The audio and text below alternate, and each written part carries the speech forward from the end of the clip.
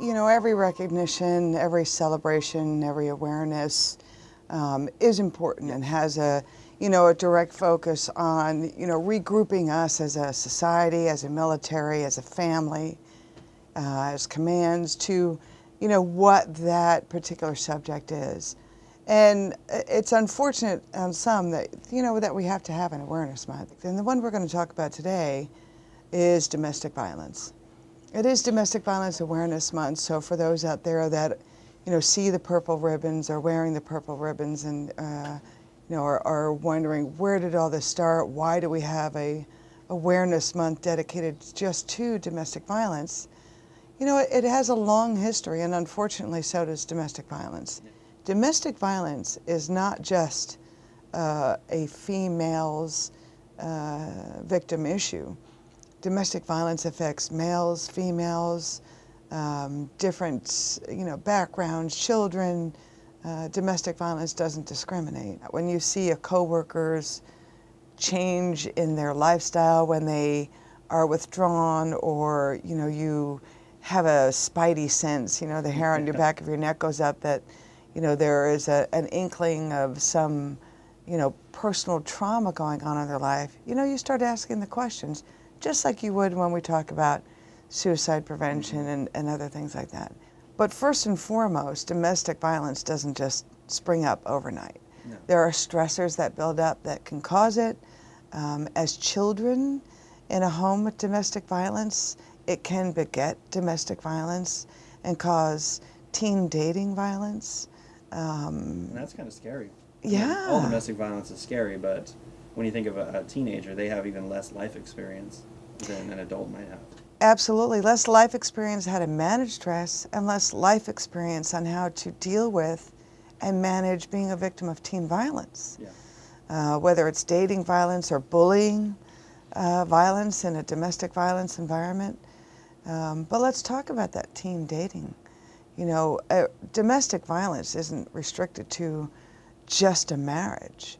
And by the way, domestic violence knows no discrimination, right? It's not discriminatory against gender, age, community, but it's, you know, defined as in a relationship, whether you're spouse, dating, or children. So teen domestic violence, as you said earlier, is quite scary that it starts early on, but it's in that relationship where that oppressive, you know, dominant, stress individual in that relationship can outbreak in a domestic violence, you know, result. And so what are those triggers, you know, in domestic violence? You know, you have stressors as a teen. You have a domestic, you know, partner in that dating relationship who can't manage with the stress. Again, male or female. It could be, I mean, teens have lots of stressors too. Trouble with school, maybe some of the university or college are trying to get into, not working out, sports, trouble with their parents, and the list is long. Exactly, and so when teens as children are in a home of domestic violence and they capture or have a perception that that's what a healthy relationship is. Yeah. If you make me angry, I just hit you. Or I make you angry and I use these verbal words to, you know, stop you from making me angry. I've seen it work in my home. It must work in this relationship. So, you know, as parents, as adults, we must be very conscious of our surroundings and that children pick up on those kinds of things. Yeah, communication is key. You know, when you enter a relationship, it's about whether it's marriage or dating or, you know, a living environment where you have a relationship, a personal relationship with somebody.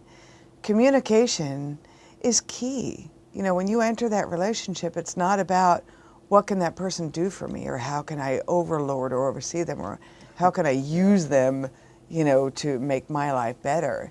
It's about respect. It's about trust. It's about, you know, making a partner life. But if it's taking a wrong turn and you're going down that path in a domestic violence environment, you have to know that there is help out there. You are not alone. You do not need to suffer as a victim of domestic violence as an adult or a child. So Fleet Family Support Center, your family advocacy program, your family advocacy rep at work, or Fleet Family Support Center for our spouses, for our dependents, critical. Chaplain, absolutely critical. Turn to your chaplain. You know, you don't have to have a religious connection to use the chaplain. Definitely not. They're an excellent resource for listening and helping guide you to get help. Your medical provider, Military OneSource. When you log on to Military OneSource, it literally is one-stop shopping.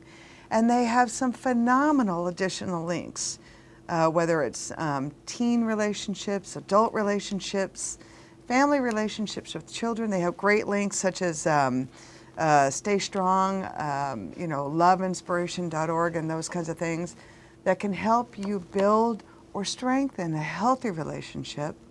And they can also help you find help, online if it's something that you are not locally near something where you can walk into, help. You're not alone in domestic violence. Don't cower. Don't be isolated. Don't be by yourself. Don't wait for things to happen to you. Make them happen for you.